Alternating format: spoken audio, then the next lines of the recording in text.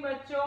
आज हम लोग अपना प्रश्न संग्रह 3.5 हल करेंगे और इसके साथ हमारा जो प्रकरण 3 है वो भी पूरा हो जाएगा आज ही। और हमें क्या करना है, अब आप लोगों को तीनों पार्ट की कॉपी मुझे सेंड करनी है। मैं टाइम बताऊंगी आप लोगों को, अभी आप 2-3 दिन ले लीजिए। और हम लोग क्या करेंगे कल से, अब मैं आपका कल हमारा पहले पार्ट का मैं आपका टेस्ट लूंगी, तो आप लोग पहले पार्ट को पढ़ लीजिए अच्छे से।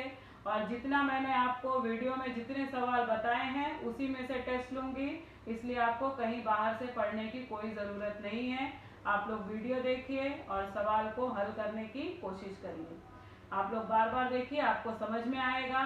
तो अभी हमारा जो 3.5 है, 3.5 का सवाल किस पे आधारित है? समरूपता की परिभाषा पर।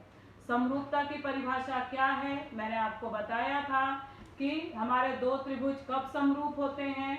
जब दो त्रिभुजों के तीनों कोण सर्वांग हो तथा उनकी भुजाओं का अनुपात समान हो, तो वो दोनों त्रिभुज समरूप होते हैं। और अगर हमको कोई त्रिभुज समरूप दिया गया है तो हम क्या करेंगे कि वो हम उनके तीनों कोणों को सर्वांग बता देंगे और उनकी भुजाओं का अनुपात समान दिखाएंगे, क्योंकि हम बोलेंगे कि हमको त्रिभुज समरूप दिए गए हैं। तो पहला सवाल जो मेरा 3.5 का है उसी पर आधारित है कि मुझे दो त्रिभुज समरूप दिए गए हैं और मुझे उनके संगत कोणों को और भुजाओं का अनुपात बताना है। दूसरे त्रिभुज में भी, दूसरा जो मेरा सवाल है 3.5 का, उसमें भी मेरे दो त्रिभुज समरूप दिए गए हैं। उनमें से एक त्रिभुज की कुछ भुजाएं मुझे दी गई हैं और दूसरे त्रिभुज की एक भुजा देके मुझे बोला है कि उसकी बची हुई भुजाओं का माप ज्ञात करो। तो हमको पता है अगर त्रिभुज समरूप हैं तो उनकी भुजाओं का अनुपात क्या होगा? समान होगा। और उस आधार पे हम क्या करेंगे? त्रिभुज की अन्य बची हुई भुजाओं के माप ज्ञात करेंगे। तो ये हो गया मेरा पहला और दूसरा सवाल। तीसरे सवाल में बोला है कि एक कच्ची आकृति आपको बनानी है और वो कच्ची आकृति मतलब आपको कोई मापने की जरूरत नहीं है। आप लोग ऐसे ही दो त्रिभुज लेके और उनको क्या करना है? सर्वांग सम कोणों को समान चिन्हों द्वारा दर्शाना है और भुजाओं का ऐसा माप लेना है कि वो भुजाएं उनकी क्या हो? एक दूसरे के समान अनुपात में हो। तो इस आधार पे मेरा 3 सवाल हल होता है और इसी के साथ हमारा पहला प्रकरण हल हो जाएगा। तो हम लोग क्या करेंगे कि हम लोग अपना ये 3 सवाल आज हल करते हैं। और आप लोग ध्यान रखिए कि कल हमारा पहले प्रकरण का टेस्ट है, तो आप लोग अपने पहले प्रकरण के टेस्ट की आज तैयारी करेंगे। तो हमारा जो 3.5 का पहला सवाल है क्या है? यदि त्रिभुज XYZ समरूप त्रिभुज LMN हो तो उनके संगत कोणों के नाम तथा संगत भुजाओं के अनुपात लिखो। हमको क्या दिया है? त्रिभुज समरूप दिया है, हमको कोणों के नाम और भुजाओं के अनुपात लिखने हैं। तो हमने देखो कैसे शुरू किया है, त्रिभुज XYZ समरूप त्रिभुज LMN। तो हमको क्या है, अब हमको आकृति बनाने की जरूरत नहीं है।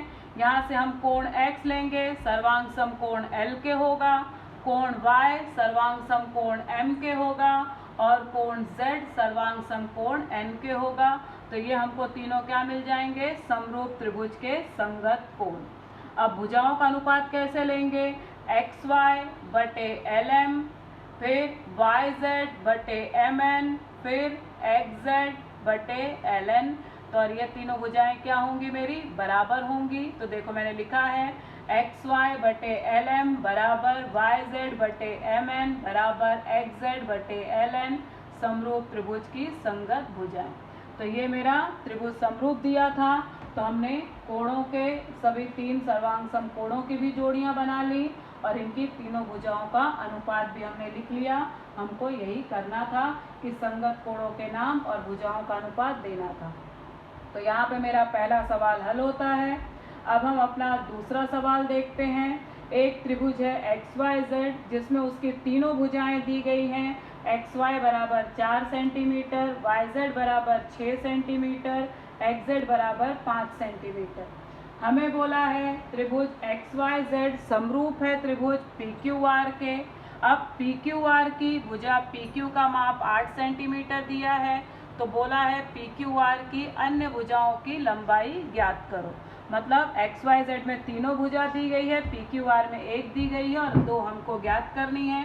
तो आपके लिए मैंने यहाँ पे लिखा है त्रिभुज एक्स वाई जेड में एक्स वाई बराबर 4 सेंटीमीटर, वाई जेड बराबर 6 सेंटीमीटर, एक्स जेड बराबर 5 सेंटीमीटर।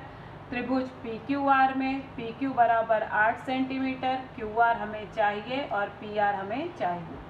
हमें क्या दिया है? त्रिभुज एक्स वाई जेड समरूप त्रिभुज पी क्यू आर। अगर त्रिभुज समरूप है तो भुजाएं समानुपाती होंगी, तो इसलिए मैंने लिखा है एक्स वाई बटे पी क्यू बराबर वाई जेड बटे क्यू आर बराबर एक्स जेड बटे पी आर। तो ये भुजाओं का अनुपात ले लिया, समरूप त्रिभुज की संगत भुजाएं। अब हम क्या करेंगे? सबका मान डालेंगे। एक्स वाई का मान 4 है बटे पी क्यू का माप 8 है बराबर वाई जेड का माप 6 है बटे क्यू आर का नहीं पता है बराबर एक्स जेड का 5 है और पी आर का नहीं पता है। अब ये 3 मुझे मिल गए अनुपात, मगर मैं तीनों को एक साथ तो हल कर नहीं सकती। एक बार मैं इन दोनों की जोड़ी ले लूँगी, तिर्यक गुणा करूँगी तो मुझे मिल जाएगा। दोबारा मैं इसके साथ जोड़ी ले लूँगी, फिर से तिर्यक गुणा करूँगी और मिल जाएगा। तो पहले मैं ये जोड़ी ले रही हूँ, तो हमने क्या लिया? 4/8 बराबर 6 क्यू आर। अब हम इसको तिर्यक गुणा करेंगे तो 4 गुणे क्यू आर बराबर 8 गुणे 6। अब मुझे 4 यहाँ से पक्षांतर करना है, तो यहाँ गुणे में इधर बटे में आ जाएगा। तो क्यू आर बराबर 8 गुणे 6/4, 4 एकम 4, 4 दूनी 8 कट जाएगा, 2 बचेगा, यहाँ 6 दूनी 12, तो ये हमको मिला 12। तो क्यू आर का माप कितना मिल गया? 12 सेंटीमीटर। तो हमने क्यू आर का माप ज्ञात कर लिया। इसी प्रकार मैंने आपको दूसरा अनुपात बताया, 4/8 बराबर 5/पी आर। फिर से हम तिर्यक गुणा करेंगे, 4 गुणे पी आर बराबर 8 गुणे 5। तो हम पी आर को लिखेंगे और हम पक्षांतर 4 का करेंगे तो यहाँ बटे में हो जाएगा। तो इसलिए पी आर बराबर 8 गुणे 5/4। फिर से 4 से कटेगा, 4 एकम 4, 4 दूनी 8, तो हमारा यहाँ 2 बचा, तो 5 दूनी 10। पी आर का माप हमको 10 सेंटीमीटर मिल गया। तो दूसरे सवाल में क्यू आर और पी आर का माप ज्ञात करना था, वो हमने कर दिया। अब इस प्रश्न संग्रह का जो मेरा लास्ट सवाल है वो है तीसरा, समरूप त्रिभुज की एक जोड़ी की कच्ची आकृति बनाओ। मतलब एक कच्ची आकृति बोला जाए तो हमको माप की जरूरत नहीं, हम ऐसे ही बना देंगे, खाली माप ऐसे ही लिख देंगे। उन्हें नाम दो, उनके सर्वांगसम कोणों को समान चिन्हों से दर्शाओ, त्रिभुज की संगत भुजाओं की लंबाइयां समान अनुपात में हो, आकृति में वे संख्याएं दर्शाओ। मतलब हमको दो त्रिभुज लेना है, कोई मापने की जरूरत नहीं है, दोनों समरूप हैं, तो हमको सर्वांगसम कोणों को दर्शाना है कि ये इसके साथ सर्वांगसम है और भुजाओं का माप ऐसा लेना है कि उनका अनुपात समान आए। तो देखो मैंने क्या लिया है, त्रिभुज ABC समरूप त्रिभुज PQR। एक मैंने ABC त्रिभुज की आकृति बनाई है, एक मैंने PQR की आकृति बनाई है बगैर मापे, क्योंकि बोला है कच्ची आकृति। देख रहे हो, A कोण को और P को समान चिन्ह द्वारा मैंने दर्शाया है, मतलब A सर्वांगसम हो गया P से।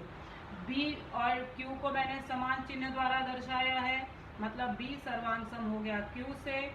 C और R को मैंने समान चिन्ह द्वारा दर्शाया है, मतलब C सर्वांगसम हो गया R से। अब भुजा AB को मैंने 2 सेंटीमीटर लिया है और PQ को मैंने 4 सेंटीमीटर लिया है। तो अगर AB बटे PQ लिखूंगी तो 2/4 मतलब 1/2 हो जाएगा। मैंने आपको उदाहरण में भी ये दिया था कि आप लोग देख के उदाहरण से समझ सकते हो, जब मैंने आपको समरूपता की परिभाषा पढ़ाई थी। फिर BC बटे अगर मैं QR लूँ तो 3/6, इसका माप भी 1/2 होगा। AC बटे PR लूँ तो ये मेरा क्या होगा 4/8, इसका माप भी 1/2 होगा। इसका मतलब मैंने ऐसे माप लिखे हैं जिनका कि अनुपात लेने पे भुजाएं समान अनुपात में आएंगी और मैंने कोणों को समान चिन्हों द्वारा दर्शाया है। तो यहाँ पे मेरा ये सवाल में जो भी पूछे गए थे वो हमने हल कर दिया है। इसी के साथ हमारा तीसरा प्रकरण खत्म होता है। अब आप लोग ढंग से पहले पार्ट की तैयारी करिए और कल टेस्ट दीजिए और आप लोग देखिए कि आपको टेस्ट में कैसे नंबर मिलते हैं। 10वीं वालों ने टेस्ट दिया, बहुत सारे बच्चों ने पेपर हल करके दिया है, वैसे ही आप भी दीजिए। धन्यवाद।